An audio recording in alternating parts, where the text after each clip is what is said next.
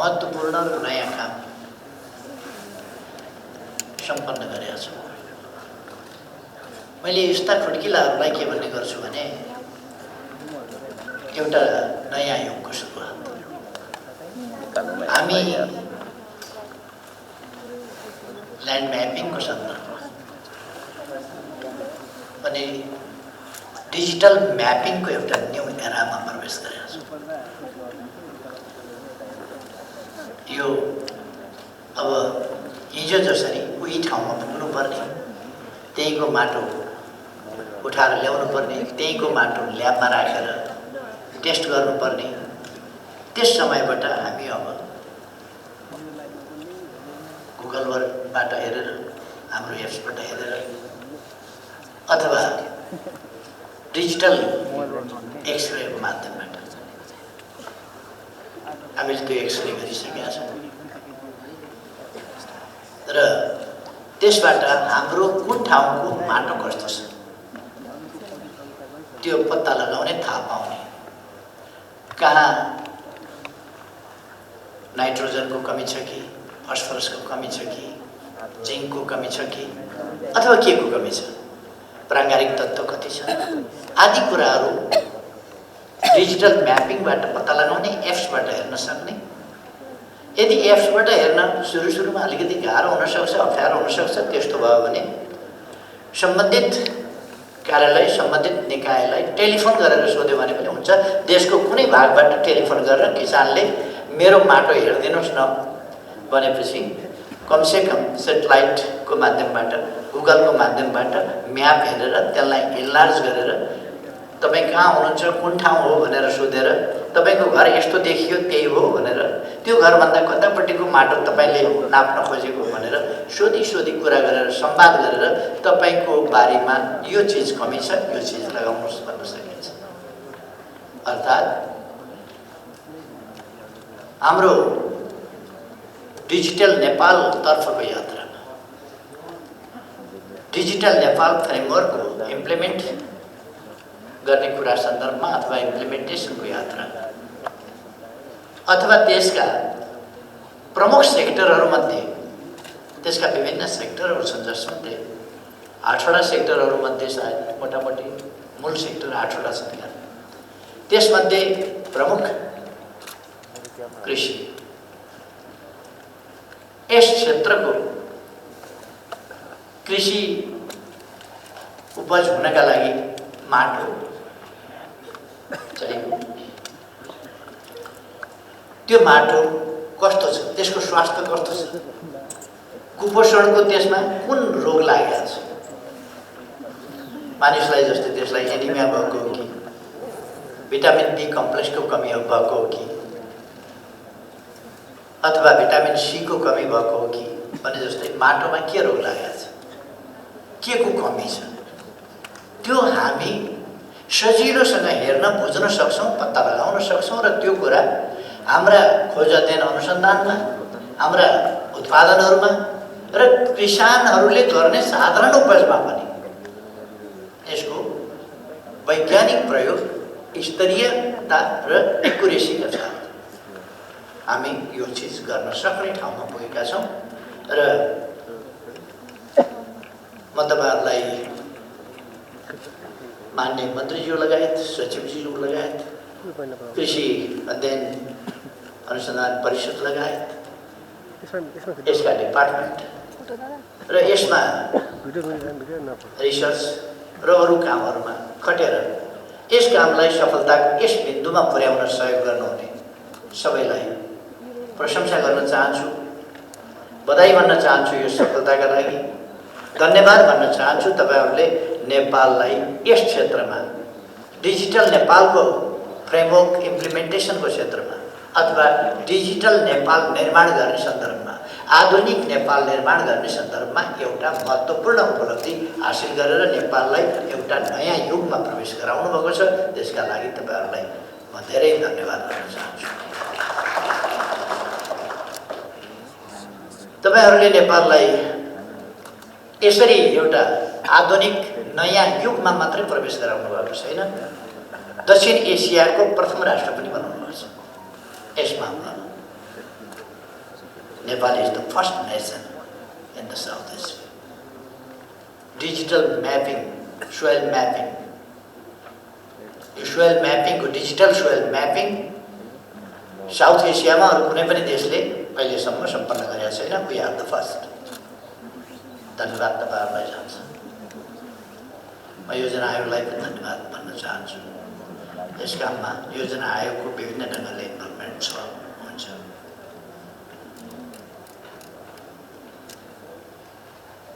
यसमा USAID-लाई म धन्यवाद भन्न चाहन्छु उहाँहरूको साथ सहयोगका लागि। हाम्रो USAID हाम्रो एउटा भरपर्दो डेभलपमेन्ट पार्टनर हो। यस सफलताले यस काममा उहाँहरूको कन्ट्रिब्युसनले यसलाई पुष्टि पनि गरेको छ र मैले उहाँको वक्तव्य सुने। USAID को वक्तव्य त्यसले नेपाल प्रति खुसी व्यक्त गरेको छ सफलताको लागि र धन्यवाद भनेको छ, प्रशंसा गरेको छ हाम्रो सफलताको। अर्थात् हामी लगातार अगाडि बढिरहेका छौँ। कृषि सम्बन्धी कार्यक्रम भएको हुनाले कृषिको सम्बन्धमा म 2-4 वटा मात्रै शब्द राख्न चाहन्छु। कृषिमा हाम्रो झन्डै 2/3 जनसङ्ख्या यसमा निर्भर छ। तर राष्ट्रिय आयमा यसको योगदानको प्रतिशत कति छ भन्दा 65% जनसङ्ख्या इन्भल्भ हुने, कन्ट्रिब्युसनको पक्ष कति हो भने 27 कति प्रतिशत छ? 27 अब 27% अथवा यो प्रतिशतको तुलना मिलेन। हाम्रो पोलिसी के हो भने कृषिमा निर्भर जनसङ्ख्याको प्रतिशत घटाउने, कृषि क्षेत्रबाट मानिस पलायन भयो भनेर चिन्ता नगर्नुहोस्। हाललाई पलायन भयो भनेर चिन्ता गर्नु परेको छ, किनभने कृषि मोडर्नाइज छैन, मेसिनीकरण छैन, व्यावसायिकीकरण छैन। त्यसकारण पलायन हुँदाखेरि खेत बाजा रहेका छन्, बारी बाजा रहेका छन्, त्यो चिन्ताको विषय हो। तर अहिले जति प्रतिशत वस्तुतः जति प्रतिशत कृषिमा इन्भल्भ छ पपुलेसन, त्यो पपुलेसन यदि यसलाई मोडर्नाइज गर्ने हो भने त्यो पपुलेसन काफी हुन्छ, काफीभन्दा बढी हुन्छ। त्यसकारण हाम्रो नीति हो कृषिमा अल्झिएको जनसङ्ख्या, जहाँ अर्धरोजगार आंशिक रोजगार बनेर अल्झिएको छ, त्यसले पूर्ण आफ्नो यस्तो पिङमा चढेको छ जो मच्चिँदैन। म पनि लिङ्गे पिङ चढ्यो भने त्यस्तै हुन्छ। चढ्यो उता अरू चढ्दा परपर जान्छ, उता जान्छ, आफू चढ्दाखेरि हल्लिन्छ मात्रै। हाम्रो कृषि त्यस्तै हुन्छ, म लिङ्गे पिङ चढे जस्तै स्विङमा जाँदै जाँदैन। त्यसलाई हामीले मोडर्नाइजेसनको स्विङमा लानु पर्यो,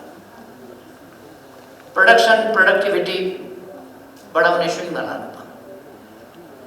त्यसो गर्यो भने त्यो पपुलेसन त्यहाँ चाहिँदैन जो कृषिमा इन्भल्भ छ, अथवा कृषिमाथिको डिपेन्डेन्सी उसको छ, त्यो डिपेन्डेन्सी घटाउनु पर्दछ। त्यहाँ इन्भल्भमेन्ट किसानको घटाउनु पर्दछ, त्यो पपुलेसनको घटाउनु पर्दछ। पपुलेसन अन्यत्र सिफ्ट गर्नुपर्दछ, अन्यत्र यसै सिफ्ट हुँदैन, अन्यत्र अपर्च्युनिटी क्रिएट गर्नुपर्दछ, होइन भने अरबका खाडीतिर पुग्छ पपुलेसन। अरू क्षेत्रमा हामीले यदि रोजगारीका अवसरहरू, अपर्च्युनिटी, बेटर अपर्च्युनिटिज अन्यत्र, एट्र्याक्टिभ अपर्च्युनिटिज अन्यत्र हामीले क्रिएट गर्न सकेनौँ भने त्यो पपुलेसन अरूतिर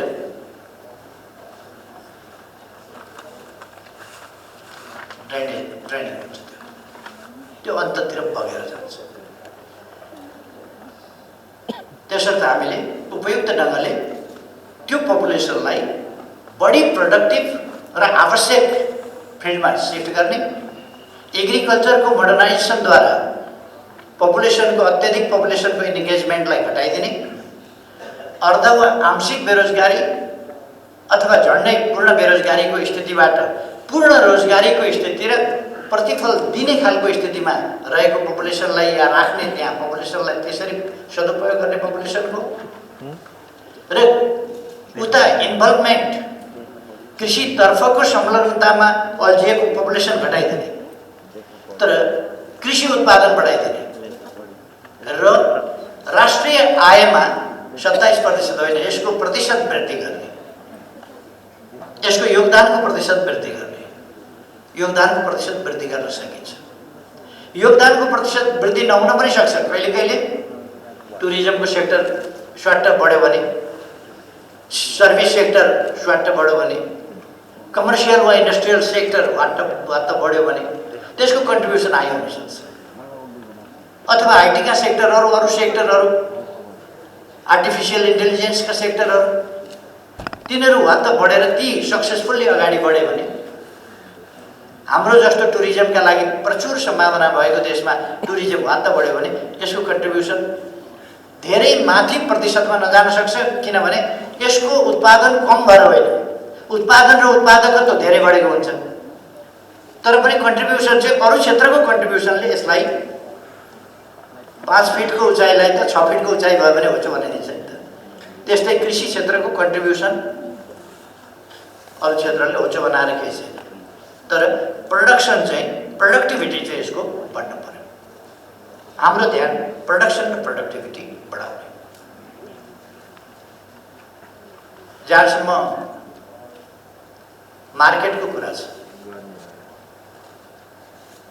एक डोको टमाटर, एक डोको भन्टा, एक डोको चिप्ले भिन्डी फलाएर, एक डोको घिरौँला फलाएर मार्केट पाइन भन्नु बेकार छ। पर्खिराखेका छ नि यत्रो अरब कन्ट्रिजले त पर्खिरहेका छन् नि, सब्जी चाहियो, ताजा सब्जी चाहियो, अर्ग्यानिक सब्जी चाहियो, पर्खिरहेका छन्। तर तपाईँ एक डोको के बोकेर पुर्याउनुहुन्छ त्यहाँ? त्यो त पुर्याउनै सक्नुहुन्न तपाईँ। त्यसकारण यदि तपाईँले ठुलो मात्राको प्रोडक्सन, सरकारले त्यहाँ बाटो पनि पुर्याउनु पर्छ नि। अब ट्रान्सपोर्टेसनको ठुलो समस्या छैन नेपालमा। एउटा मात्रै सदरमुकाम, हुम्लाको सदरमुकाम सिमीकोट एउटा जोड्न बाँकी छ, त्यो पनि 2 किलोमिटर जति चट्टानको कुरा हो। कमिङ फिस्कल इयरसम्ममा हामी त्यसलाई जोडिसक्छौँ र सबै जिल्लाहरू पिच बाटोले जोडिने स्थिति बन्छ अथवा सडक सञ्जालसँग जोडिन्छ। हवाई सञ्जाल र सडक सञ्जाल गर्ने हो भने सबै ठाउँ जोडिया छ, तर हवाई सञ्जालले मार्केट प्राप्त गर्न गाह्रो हुन्छ, त्यो पर्याप्त हुँदैन। त्यसकारण सडक सञ्जालले हामीले जोड्नुपर्छ जिल्लाहरूलाई, गाउँपालिकाहरूलाई। पालिकाका सदरमुकामहरू जोड्ने हामीले अभियानै चलाएका छौँ। पालिकाका सदरमुकामहरू हाइवेबाट या मूल सडकबाट पालिकाका सदरमुकामहरू जोड्ने पक्की बाटो निर्माण गर्ने आयोजना यस वर्ष अझ तीव्र गतिका साथ हामीले चलाएका छौँ र यो आर्थिक वर्षभरिमा केही मात्रै पालिका सदरमुकामहरू पिच बाटोबाट जोडिन बाँकी रहन्छन्, अरू जोडिसक्छौँ। हामी हिँड्दै जाउँ जहाँ पुगिएला भनेर सरकार चलाइरहेका छैन। हामी गन्तव्य तोक्छौँ, यहाँ पुग्ने, त्यहाँ कुन बाटोबाट कसरी जाने त्यो बाटो र विभिन्न लक्ष्यहरू तोक्छौँ। विभिन्न लक्ष्यहरू कुन कुन क्षेत्रका के लक्ष्यहरू राख्नुपर्छ। कृषि क्षेत्रको मोडर्नाइजेसन, कृषि क्षेत्रको उत्पादकत्व वृद्धिको, कृषि क्षेत्रमा आत्मनिर्भरताको, कृषि आधारित उद्योग व्यवसाय आदि इत्यादि। यहाँ कृषि भन्दाखेरि मान्छेले सानो अर्थमा मात्र बुझ्छ प्राय। धान चामलको बुझ्छ, यसो धानको, गहुँको, आलुको, सब्जी तरकारीको, माछा पालन, गौ पालन आदिको। त्यो मात्रै होइन, कृषि भनेको त सिल्क उत्पादन पनि हो। कृषि भनेको उन उत्पादन पनि हो। कृषि भनेको कपास उत्पादन पनि हो। कृषि भनेको कपास हो, धागो हो, कपडा हो, लुगा हो। कृषि नै हो त्यो पनि। कृषिबाटै अनि ती उद्योगहरू सुरु हुन्छ। त्यसकारण हामीले त्यस्ता औद्योगिक उत्पादन, त्यो पछि गएर चाहिँ उद्योगसँग सम्बन्धित हुन्छ, अरू कुराहरूसँग सम्बन्धित हुन्छ। गार्मेन्ट एउटा इन्डस्ट्रीको रूपमा हुन्छ, तर त्यो गार्मेन्टको सुरु कहाँबाट हुन्छ भन्दा एग्रिकल्चरबाट हुन्छ। त्यसकारण एग्रिकल्चर टु इन्डस्ट्री। हामीले त्यस बाटोबाट हरेक क्षेत्र, जुत्ता एग्रिकल्चरबाट सुरु हुन्छ, पेटी एग्रिकल्चरबाट सुरु हुन्छ, कपडा एग्रिकल्चरबाट, ऊन, गलैँचा, कार्पेट, पश्मिना, यी सबै, ड्राई फ्रुट्स, जुसेस, विभिन्न प्रकारका जुस कृषिबाट सुरु हुन्छ।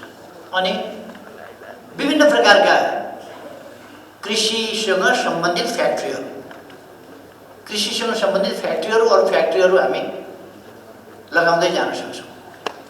कृषि उपजलाई प्रशोधन गर्ने फ्याक्ट्रीहरू लगाउन सक्छौँ, फलफुल प्रशोधन कहाँ लगाउन सक्छौँ। अघि अलिकति कुरा आएको थियो, कृषिमा हामी यथार्थमा खाद्यान्नमा, खाद्य बालीमा, खाद्य वस्तु, खाद्य पदार्थमा यथार्थमा हामी आत्मनिर्भर छौँ, भइसकेका छौँ यथार्थमा। तर हामीलाई लामा सिता भएको चामल चाहिन्छ। लामा सिता भएका चामल यसो पाहुना पासा आउँदा पनि देखाउँदाखेरि अलिकति हरिया टमाटर पनि हालेर, अलिकति जिरा पनि हालेर लामा सिता भएको पातलो चामल भयो भने अलिकति सानो बढे जस्तो लाग्ने, त्यो भात होइन अलिकति भुसामा परिणत भए जस्तो लाग्ने, खाने होइन जिउनार गरे जस्तो लाग्ने, पानी मिलिया छ। त्यो सानो मसिनो लामो चामल भनेको रियल चामलै होइन, त्यही मोटो चामललाई एउटा प्रविधिबाट पेलेर लामो बनाइदिन्छ अनि हामी गजब मसिनो चामल किनेर खान्छौँ। धोका हो सबै। पुरानो थोत्रो चामल जुन आउँछ नि विभिन्न ब्रान्ड, सबै धोका हो। थोत्रो पुरानो चामल। शास्त्रमा के भन्छ? पहिलो वर्षको अन्न बिउका लागि राख, पहिले बिउ बचाऊ। दोस्रो वर्षसम्मको अन्न खानेकुराका लागि प्रयोग गरेर पौष्टिकता रहन्छ। तेस्रो वर्षदेखि अन्न होम होमादि इत्यादिमा काम गर्छ, अथवा त्यो खाद्य पौष्टिक तत्त्व त्यसमा अत्यन्त कम भएको हुन्छ, इत्यादिमा चरु होममा काम गर्न पुग्छ। हामी चाहिँ तेस्रो वर्षको होइन, पञ्चम वर्षको पेलेको लामो बनाएको चामल पेलेर लामो बनाएर त्यो चामल खान्छौँ। कुनै धान देख्नुभएको छ 1 इन्च लामो? अनि चामल चाहिँ 1 इन्च लामो कसरी भयो? सब प्याकेट। प्लास्टिकका चामलको पनि कुरा सुन्नुभएको होला साथीहरू। कत्रो कत्रो धोका छ यहाँ। कृपया भरेदेखि घरमा गएर घर परिवारमा सल्लाह गर्नुहोस्, लामो चामल किन्न बन्द गर्नु। काम छैन लामो। हामी एक ढङ्गले आत्मनिर्भर छौँ। अहिले हाम्रो विकासको अभियान, हाम्रो यात्रा यो खालि एउटा कुराको रूपमा मात्रै होइन, एउटा एक्सप्रेसनको रूपमा मात्रै होइन, एउटा डिटर्मिनेसनको रूपमा मात्रै पनि होइन। यो मेट्रोलाइज कसरी गर्न सक्छौँ, हामी यसलाई कसरी प्राप्त गर्न सक्छौँ, त्यसमा लागेको छ। त्यसै कारण भर्खरै हामीले सुन्यौँ, अहिलेको सरकार बन्नभन्दा अगाडि 10औं वर्षसम्म 3% का दरले कृषि उपज उत्पादन, त्यसको उत्पादकत्व वृद्धि कति थियो त? उत्पादन वृद्धि कतिका दरले हुन्थ्यो भन्दा 3% का दरले हुन्थ्यो। 10औं वर्ष भइसक्यो 3% का दरले। अहिले 11.2% का दरले समग्र कृषि उपज को वृद्धि भएको छ, खाद्यान्नमा वृद्धि भएको छ। माछा मासुमा 20% वृद्धि भएको छ, दुग्ध पदार्थमा 19% वृद्धि भएको छ, तरकारी 9% वृद्धि भएको छ। तरकारी यो वृद्धि दर 20%ले हामी माछा मासुमा जुन वृद्धि गरिराखेका छौँ, यसबाट 5 वर्षमा त हामी 100% अथवा भनेको डबल वृद्धि गर्ने भयो। त्यसो भएपछि हाम्रो खपत क्षमताभन्दा बढी हुन्छ। त्यसो भएपछि हामीले इन्टरनेसनल मार्केट खोज्नुपर्ने हुन्छ। इन्टरनेसनल मार्केट खोज्ने कुराको खालि 2-3वटा मात्रै तत्त्व छ, त्यसभित्र रहस्य छ। एउटा गुणस्तरीय वस्तु उत्पादन। आजको प्रतिस्पर्धी दुनियाँमा 3टा चिजको कम्पिटिसन हुन्छ। गुणस्तरको, त्यो कति गुणस्तरीय छ, प्राइसको, त्यो कति रिजनेबल प्राइसमा उपलब्ध छ, तेस्रो डेलिभरीको, कतिको टाइमली तपाईँ डेलिभरी गर्नुहुन्छ। टाइमली डेलिभरी गरेन भने कृषि उपज, कपडा त केही छैन, कपडा थानमा यस सिजनमा ज्याकेट बिकेन भने राख्ने ठाउँको झन्झट मात्रै हो। फेरि अर्को सिजनमा टकटक्यायो, झुन्ड्याइदियो, नयाँ ज्याकेट फेरि बिक्छ। तपाईँ अर्को वर्ष टमाटर बेच्न सक्नुहुन्छ। सक्ने प्रविधि पनि हुन्छ। त्यसलाई कसरी रिजर्भ गर्ने, कसरी के गर्ने, अहिले चलन चलेको छ नि। तपाईँलाई बिकाउनु छ भने टमाटर काटेर चाना पार्नुहोस्, अलिक सुकाउनुहोस्, अचार बनाउनुहोस्। बेच्न समस्या पर्यो भने सुपरमार्केटमा पठाउनुहोस्। सुपरमार्केटले किन्न आनाकानी गर्यो भने पतञ्जलिको छाप लगाइदिनुहोस्।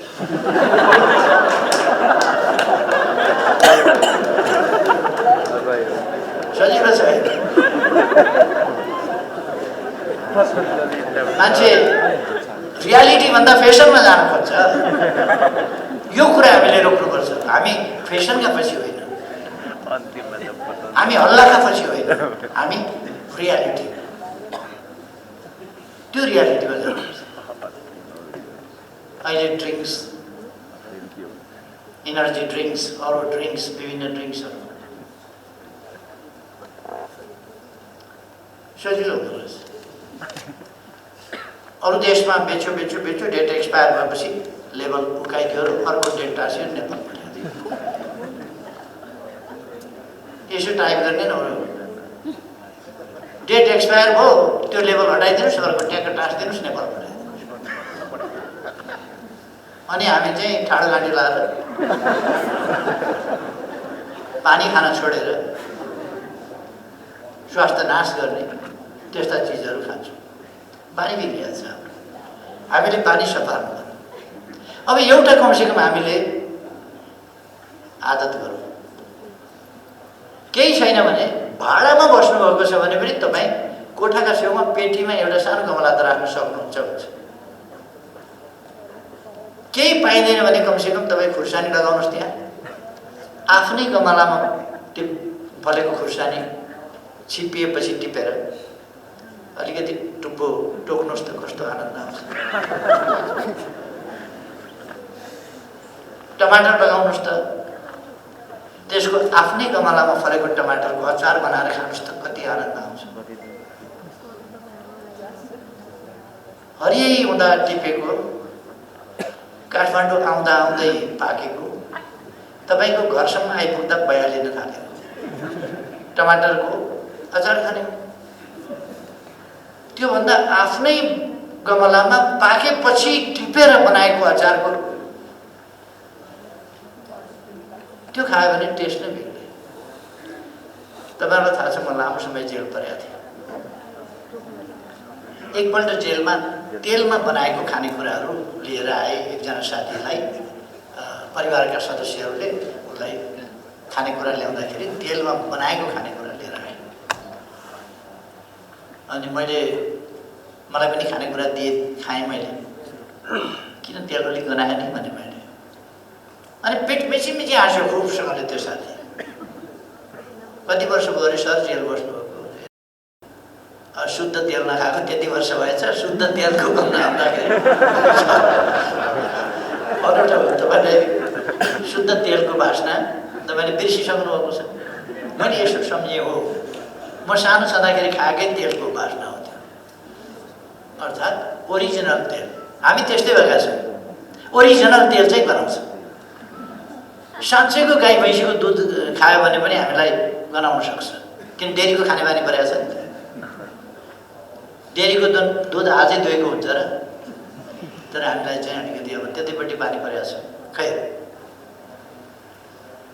तर दुध बिग्रिहाल्दैन, त्यस कारण डेरीको दुध खाए हुन्छ। फेरि त्यसको आफ्नो त्यसलाई पास्चराइज गरे हुन्छ, त्यसको आफ्नो विधि छ, प्रक्रिया छ, त्यसलाई सुरक्षित ढङ्गले राखेका हुन्छ, त्यस कारण त्यो खाए हुन्छ। खैर मैले भन्नु खोजेको के हो भने हामी एउटा ठुलो अभियानमा छौँ, ठुलो स्केलमा उत्पादन गरौँ। अब हाम्रो कृषिको ट्रेन्ड ठुलो स्केलमा गाउँका मान्छेहरूलाई सङ्गठित गरेर सहकारी मार्फत हुनसक्छ, अथवा यसै किसानहरूको अलुम्नी त विभिन्न प्रकारका अलुम्नी बनेका छन् नि। अलुम्नी जस्तै बनाइदियो भने एउटा कुनै सङ्गठन होइन, तर एकै प्रकारको बाली लगाउने एउटा समझदारी। एकै प्रकारको एक ठाउँमा बाली लगायो भने एक बोट शुद्धलाई तपाईँले बेच्ने ठाउँ पाउनुहुन्न। 10,000 बोट शुद्धला लगाउनु भयो भने तपाईँले विश्वभरि बजार पाउनुहुन्छ। लाखौँ बोट लगाउनु भयो भने विश्वभरि पाउनुहुन्छ। तपाईँले करोडौँ बोट शुद्धला लगाउनुपर्छ, विश्वभरि पाउनुहुन्छ। आँपका लिचीका मार्केट क्यानाडा छ, रसिया छ, अफ्रिका छ, अस्ट्रेलिया छ, थुप्रो छन्, युरोपभरिका देश छन्। आँपको टेस्ट मालदा, अरू मालदादेखि अरू विभिन्न प्रकारका आँप, ताजा ताजा टेस्टका पाकेका आँपहरू पुर्याइदियो भने तिनीहरू खुसी हुँदैन। त्यो हामीले पुर्याउन सक्नुपर्छ, तर त्यो सानो स्केलमा पैदा गरेर हामीसँग उत्पादन गर्न सक्छौँ। सब्जी आदि इत्यादिका लागि हामीसँग अरबका देशहरू छन्, अरू थुप्रो देशहरू छन्। सब्जी उत्पादन नहुने देशहरू छन्, त्यस्ता देशहरूमा हामी पठाउन सक्छौँ। अथवा हाम्रा लागि विश्व बजार खुला छ। दुईतिर छिमेकीहरू नै हाम्रा ठुला पपुलेसनहरू छन्, ठुलो जनसङ्ख्या भएका छिमेकी। बजारको कमी हुँदैन, हामी उत्पादन गर्दैनौँ। हामी उपभोक्ता छौँ। सुपरमार्केटहरू छन्, हाम्रो उत्पादन केही पाइन्छ त्यहाँ सुपरमार्केटमा? केही पनि पाइँदैन। हाम्रो उत्पादन कोही कोही पाइयो भने कोही पतञ्जलीको लेबल टाँसेका के अचार सचार यताउता, अलिकति जुत्ता, अलिकति अन्डा, अलिकति कुखुराको मासु, केही हामीले उत्पादन अलिकति बजारसम्म पुर्याउने गरेका छौँ। नत्र भने हामी व्यापार भनेको के ठान्छौँ? जापानिज गाडी ल्याउने, यहाँ सोरुम खोल्ने, यहाँ चाहिँ डिलर हुने, अनि त्यसलाई व्यापार। उसको सामान ल्यायो, बेच्यो, अलिकति त्यसबाट मार्जिन राखेर खायो, अथवा कमिसन एजेन्टको रूपमा काम गर्यो। व्यापारहरू त्यो खास व्यापार त्यो हो जो तपाईँ उत्पादन गर्नुहुन्छ र अरूलाई बेच्नुहुन्छ। बेच्नु व्यापार हो, किन्नु के व्यापार हो? मैले यो टोपी किने, व्यापार गरेँ हो र? किनेर लाग्यो टोपी, यो कोट पनि किनेर लाग्यो कि व्यापार गरे हो? जुत्ता किनेर लाग्यो, किनेर खानु, किनेर लाउनु व्यापार हो र? आफ्नो उत्पादन अरूलाई बेच्नु चाहिँ खास व्यापार हो। अब हाम्रो व्यापारिक क्षेत्र पनि यसरी प्रोत्साहित भएको छैन। त्यो व्यापार के हो बुझोस् र व्यापारमा लागोस्। उद्योग, मूलतः हाम्रा उद्योगहरू हाम्रा उत्पादनका निम्तिका उद्योग रोजगारीका अवसर सृजना गर्ने र उत्पादन गर्ने। मैले लगानीका मुख्य क्षेत्र पनि त्यसलाई भनेको छु, कि त इन्फ्रास्ट्रक्चरमा, कि शिक्षा र स्वास्थ्यमा, कि चाहिँ यस्ता कुराहरूमा। रोजगारीका अवसर सिर्जना गर्ने र उत्पादन वृद्धि गर्ने यस्ता कुराहरूमा लगाउँ। हाम्रो लगानी त्यसमा गरौँ जसले हाम्रो जनसङ्ख्यालाई रोजगारयुक्त बनाउँछ, सबल सक्षम बनाउँछ, सिपयुक्त बनाउँछ र उसको आत्मविश्वास जगाउँछ र उसलाई एउटा आनन्दी जीवन आफ्नो उत्पादन जस्तो। त्यो किसान जसलाई खाना लाउन पुग्छ बडो प्रसन्न हुन्छ, किनभने ऊ आफ्नो उत्पादन खाएर बाँचेको हुन्छ। त्यसकारण ऊ एकदम प्रसन्न चित्त हुन्छ। जसलाई खाना पुग्दैन, साह्रै थोरै छ, उसको खानाको चिन्ता त्यहाँ फेरि समस्या छ त्यहाँ। त्यसकारण हामीले त्यो वर्गलाई पनि आफ्नो लक्षित वर्गभित्र राख्नु पर्दछ, जो उसँग या त पर्याप्त जमिन छैन या जमिन भए पनि उसले उत्पादन कसरी गर्ने भन्ने कुराको राम्ररी मेलो पाएको छैन, अथवा त्यो उत्पादनलाई अगाडि बढाउनका लागि उसँग अरू लगानी गर्ने पुँजी लगायतका कुराहरू छैन। त्यसकारण पुँजीको सहयोग सरकारले गर्छ। अनुदान हामी दिन्छौँ, तर अब अनुदानको प्याटर्न हाम्रो के हुनुपर्दछ भनेदेखि सामूहिक रूपमा दिने अनुदानमा एउटा व्यक्तिलाई यस्तो दिने जो विभिन्न विकृतिमा गएर त्यो बल्झियोस्, त्यो प्रतिफल वास्तवमा देशले नपाओस्, जनताले नपाओस्, खुदै व्यक्तिले नपाओस्, अथवा सिधैमा पाएको पैसा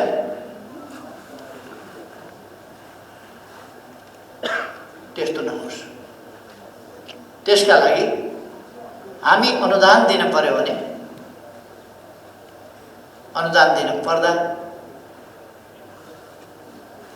बिउ बिजन राम्रो खालको बिउ बिजनमा लगानी गर्छौँ, त्यो हाम्रो अनुदान।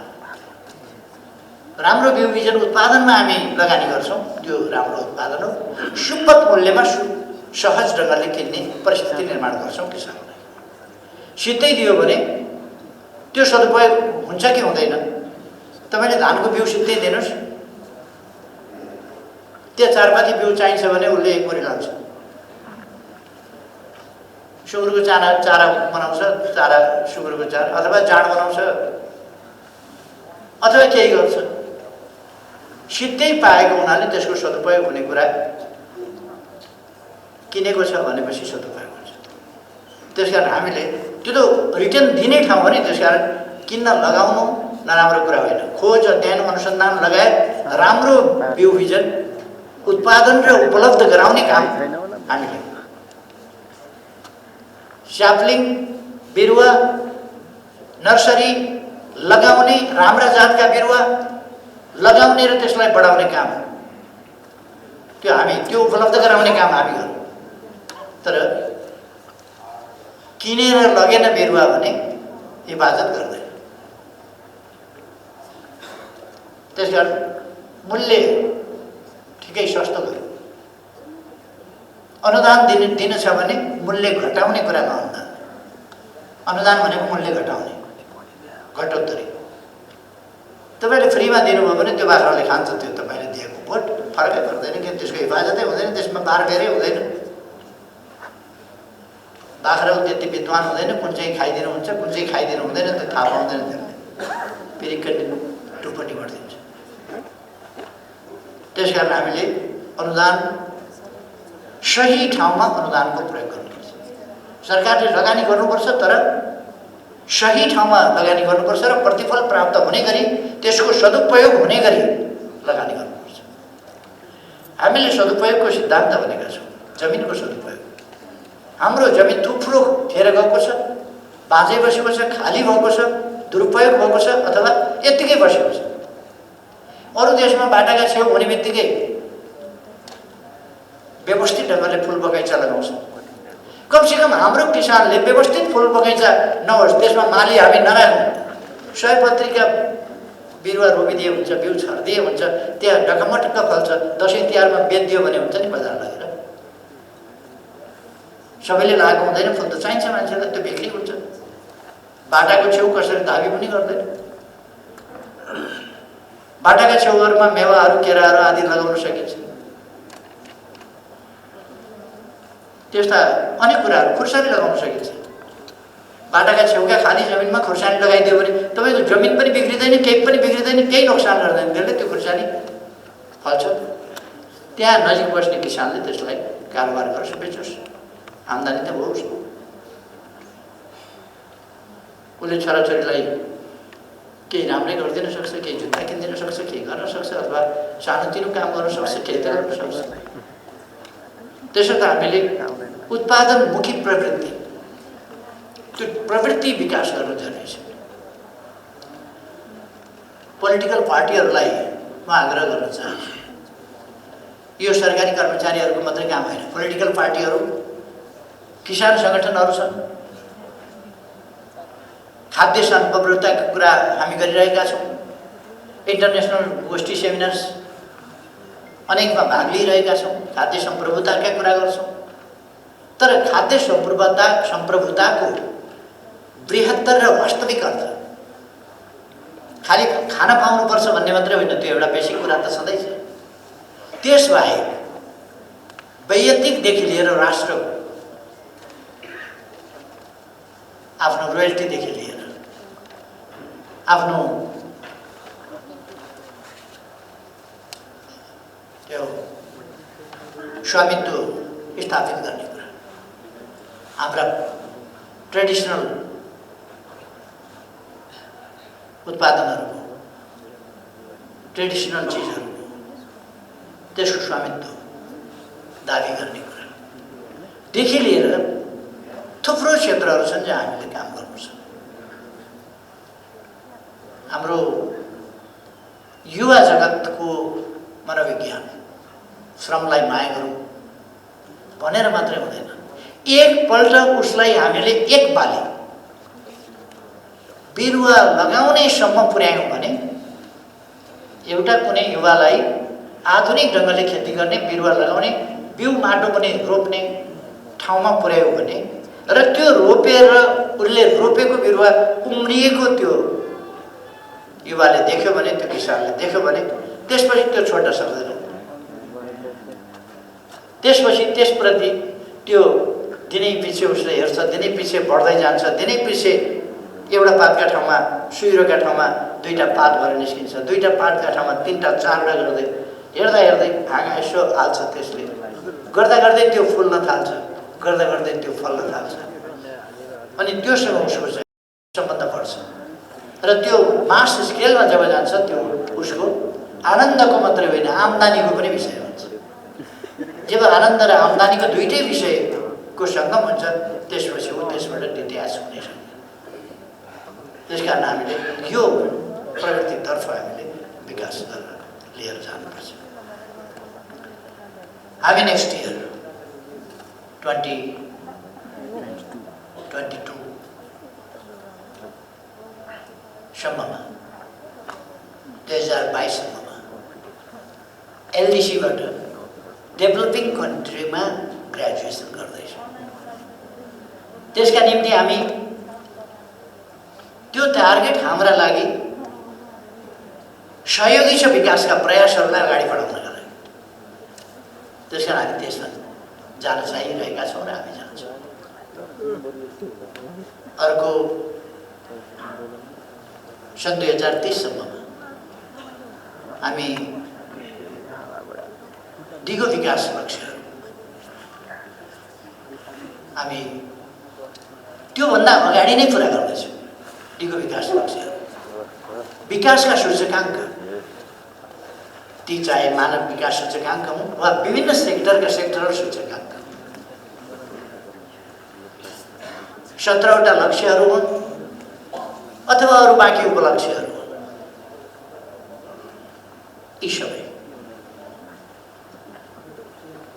यी सबै हामी पुरा गर्न सक्छौँ र हामी यस दिशामा पनि तीव्र गतिले अगाडि बढिरहेका छौँ र दुनियाँ आश्चर्यचकित भइरहेको छ।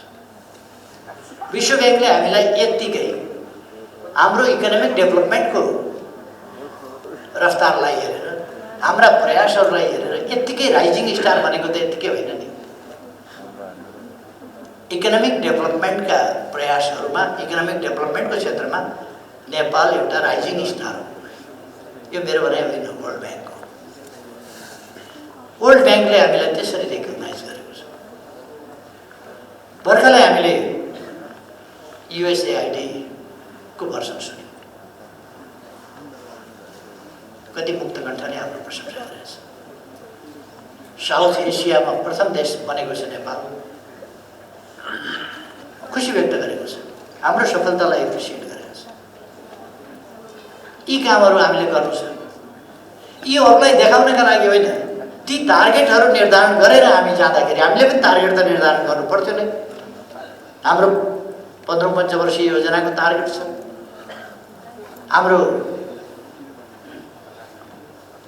विक्रम सम्वतको सन् 2049 सम्मको 2100 पुग्दासम्मको टार्गेट छ, जसका लागि अब हामीसँग 22 वर्ष मात्रै बाँकी छ। यी 22 वर्षका टार्गेट, जुन टार्गेटहरू हामीले तोकेका छौँ ती हामी पुरा गर्न सक्छौँ। हामी अर्को वर्षबाट डबल डिजिटको आर्थिक वृद्धि दरमा अर्को वर्षबाट प्रवेश गर्छौँ। कतिपय मान्छेहरू आत्या छन् यो विकासको लहर देखेर। बाटाहरू त्यस्तै छ, पुलहरू बनिराखेका छन्, अरू कामहरू त्यस्तै भइरहेका छ, कृषिमा आधुनिकीकरण, हवाई जहाजबाट नक्सा खिचेर अब त मन्त्रालयले नागले एप्स खोलेर यहीँबाट भनिदिने भयो किसानलाई, ए तिम्रो जमिनमा यो मल हाल भनेर, तपाईँको छेउमा त्यहाँ छैन भनेर तपाईँको जेठी अथवा त्यहाँको कृषि सहयोगीले भन्ने भयो। हामी हरेक जिल्ला हरेक उसमा चाहिँ प्राविधिक शिक्षालय पुर्याउँदैछौँ। ती प्राविधिक शिक्षालयहरू मार्फत हुँदैछ। त्यहाँका जान्ने सुन्नेहरूलाई लगाएर हामी त्यहाँ यो मल यसरी हाल भनेर यहीँबाट भनिदिन सक्छौँ। यो कुराको कमी छ यस माटोमा। के बाली लगाउन खोजेको त्यो संसार हामी भनिदिन सक्छौँ। तिम्रो यो बाली लगाउनका लागि यस प्रकारको मल आवश्यक छ, त्यो यहीँबाट भन्न सक्छौँ। यी सबै कुराहरू हामी हरेक स्टेपमा एउटा नयाँ युगमा, हरेक क्षेत्रमा नयाँ युगमा प्रवेश गर्दैछ। अस्ति 9 गते मात्रै मैले थानकोट 9 विषय सुरुङ मार्गको प्रारम्भ कसरी भएको छ, कसरी अगाडि बढेको छ हेरेँ।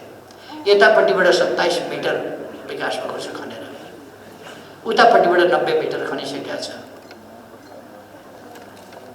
अहिले दिनको 1 मिटर जस्तो मात्रै अगाडि बढिरहेको छ। अलिकति समय लाग्छ त्यसका लागि। जब यो माटोको भाग सकिएर चट्टानको भागमा पुग्छौँ हामी 100 मिटर पछि, अब लगभग 70-72 मिटर, 70-68 मिटर, यति पछि हामी चट्टानी भागमा प्रवेश गर्छौँ। त्यसपछि हामी दिनको 3 मिटरका दरले अगाडि बढ्छौँ दुवै साइडबाट, अर्थात् दिनको 6 मिटरका दरले हामी खन्छौँ। 200 केही चाहन्छ मिटर होला, अलि बढी होला,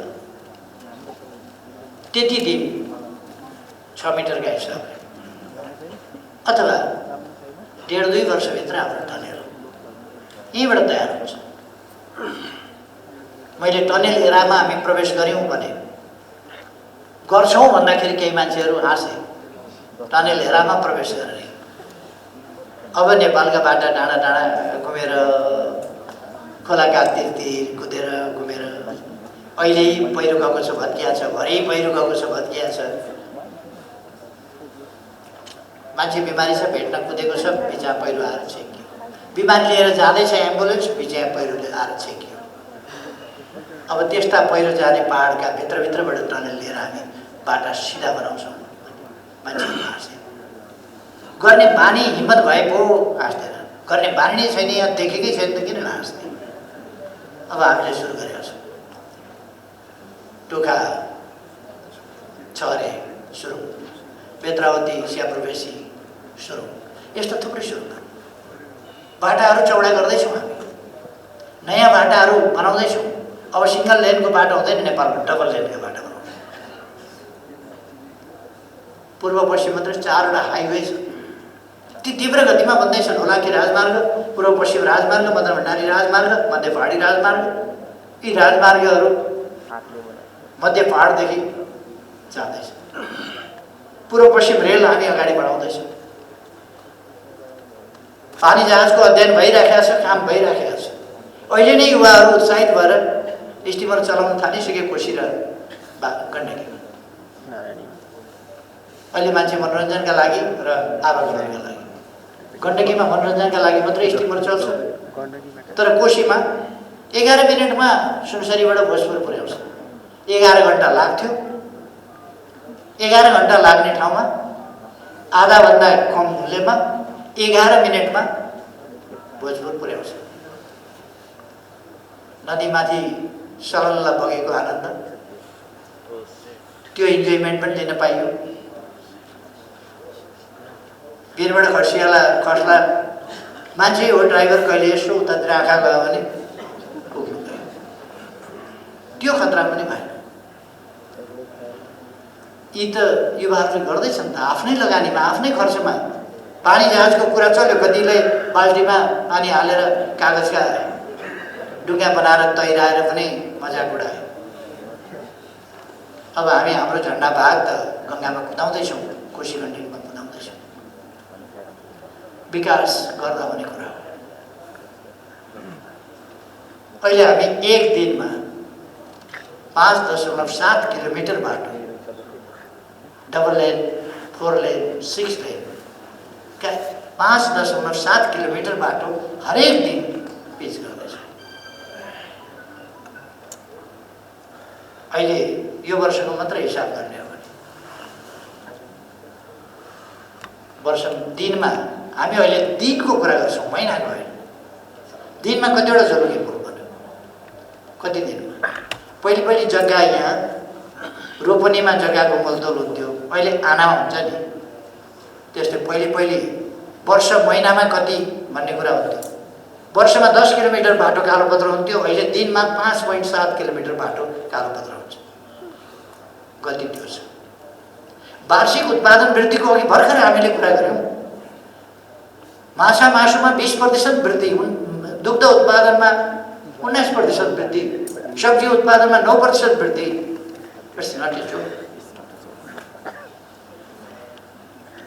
केही भएन एक थरी कराउनेहरू कराएका छन्, बम्बु बजाएका छन्। मान्छेहरूको मनोवृत्ति बच्चामा लाग्छ कहिले। अघि पद्माजीले कसो कुरा गर्नुभयो। हुन त ठिकै हो, सधैँ मान्छे कोही पनि मन्त्री पदमा रहँदैन। रहन्जेल बाँचिन्जेल राम्रो काम गर्ने हो, पदमा रहन्जेल राम्रो काम गर्ने हो। तपाईँहरूले पनि भन्ने उपाध्यक्षमा रहन्जेल राम्रो काम गर्छु, सचिवमा रहन्जेल राम्रो काम गर्छु, डाइरेक्टर रहन्जेल राम्रो काम गर्छु, मैले पनि प्रधानमन्त्रीमा रहन्जेल राम्रो काम गर्छु। तर हिजोको अदालतको फैसलाले प्रभाव त पारे होइन। त्यो सामान्य कुरा हो। त्यसमा केही मेरा केही भाइहरूले लड्डु खुवाई गरे, लड्डु खाएछ खुसी भएर। जित्यौँ हामीले भने के जित्यो मलाई थाहा छैन। के पाउँछन् अब हेर्नुहोस्, त्यो लड्डु खाएर मुहा मिठा गर्ने भन्छ नि, के पाउँछन् त्यो चाहिँ मैले हेर्नु छ, के पाउँछ। मेरो विचारमा भोलि पर्सिदेखि फेरि राजीनामा माग्नुहुन्छ कि जस्तो लाग्छ। राजीनामा देऊ। खै यतापट्टि चिन्ता गर्नु पर्दैन।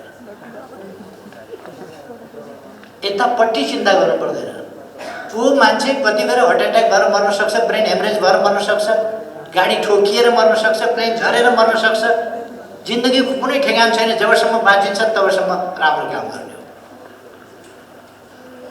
मरेपछि न मान्छे बेइमान हुन सक्छ, न इमानदार हुन सक्छ। मरेपछि केही अर्थ छैन। बाँचिन्जेल इमानदार हुने, गतिशील हुने, राम्रो काम गर्ने, त्यही हो। जबसम्म जुन जिम्मेवारी लिएको छ तबसम्म। अहिलेसम्मको मेरो कुराबाट तपाईँहरूले केही फरक पाउनुभयो र मेरो देश विकासको आकाङ्क्षामा, देश विकासको सङ्कल्पमा केही फरक पाउनुभयो? फरक हुनुपर्ने आवश्यकता छैन। यो स्वार्थबाट लपेटिएका मान्छेहरूमा यस्ता कुराहरूले धेरै असर गर्छ। मैले भन्ने गर्छु, मैले भन्ने गरे मेरो आफ्नो होइन, शास्त्र।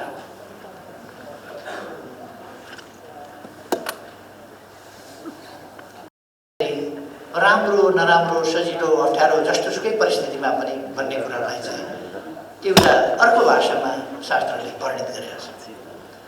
सम्पत्तौ च विपत्तौ च महताम एकरूपता। अप्ठ्यारो परिस्थिति होस्, सुख होस्, दुःख होस्, सम्पत्ति होस्, नहोस्, तर पनि एक समान रहनुपर्छ। जस्तो कि उदय सविता रक्त रक्तशास्त्रौ भएता। उदाउने खुसियालीमा पनि सूर्य रातै भएर उदाउँछ, अस्ठाउनु पर्दाको दुःखमा पनि रातै भएर मुस्कुराएर अस्ताउँछ। हामी जन्मिँदा सायद सांसारिक दुःख पाइने धरतीमा आइयो भनेर रोएको हो क्या? हरेक बालक जन्मिने बित्तिकै हुन्छ, मर्दा कोही पनि रुँदैन। हामीले आफ्नो कर्तव्य पालना गर्ने हो र हामी दृढताका साथ यो देश बनाइ छोड्ने सङ्कल्पमा अगाडि बढ्छौँ। बनाइ छोड्ने सङ्कल्प, यो देश समृद्ध बनाइ छोड्छौँ, यस देशका जनतालाई सुखी बनाइ छोड्छौँ। कृषि क्षेत्रको यस क्षेत्रमा उलटफेर ल्याउँछौँ। त्यसै गरेर उद्योग क्षेत्र, अरू क्षेत्र हरेक दिन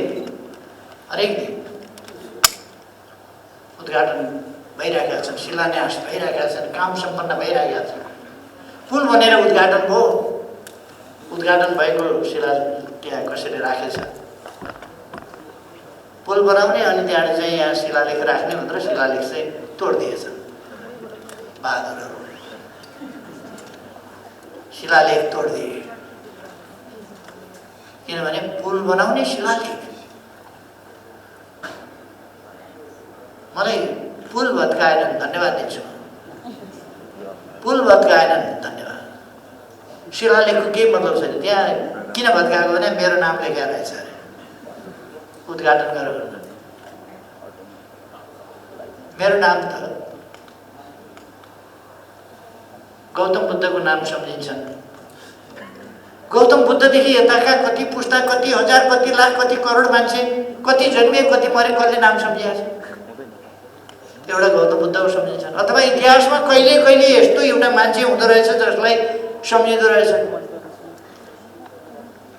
अरू मान्छे त कति प्रधानमन्त्री भयो होला, कसले सम्झिहाल्छ? कति राजा महाराजा भयो होला, कति राष्ट्रपति भयो होला, कति सम्राट भयो होला, कति के भयो होला, कसले सम्झिहाल्छ? त्यसकारण यो अनन्तकालसम्म मलाई तपाईँहरूले सम्झिरहनु हुन्छ भन्ने कुनै भ्रम छैन। मलाई तपाईँहरूले सम्झिरहनुहुन्छ भने सम्झिरहनु तपाईँहरू बाँच्नुहुन्छ भन्ने पनि भ्रम छैन।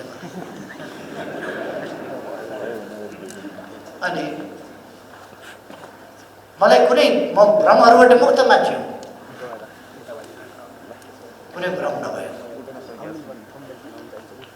त्यसर्थ हामी हाम्रो कर्तव्यमा जोड्छौँ र देश बनाउँछौँ। यो सङ्कल्प निरन्तर अगाडि बढ्छ। अहिले धेरै कुरा भनेर मान्छे फेरि तर्साउने काम गर्नु पनि ठिक छैन।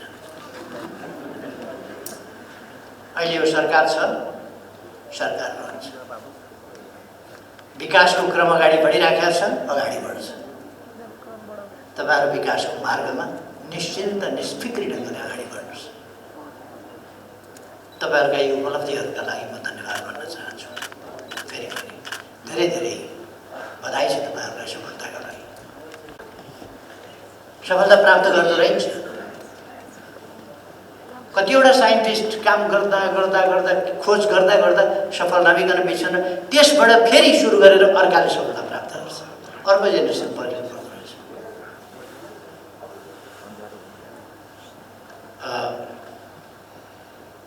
कहिले कहिले एउटा एसिडको टेस्ट कस्तो छ भनेर एउटाले यसो चाखी हेरेर यस लेखो, अर्काले फेरि कन्फ्युजन भयो स्विट कि सावर। यस त लेखौँ, त्योभन्दा बढी लेख्न पाएन।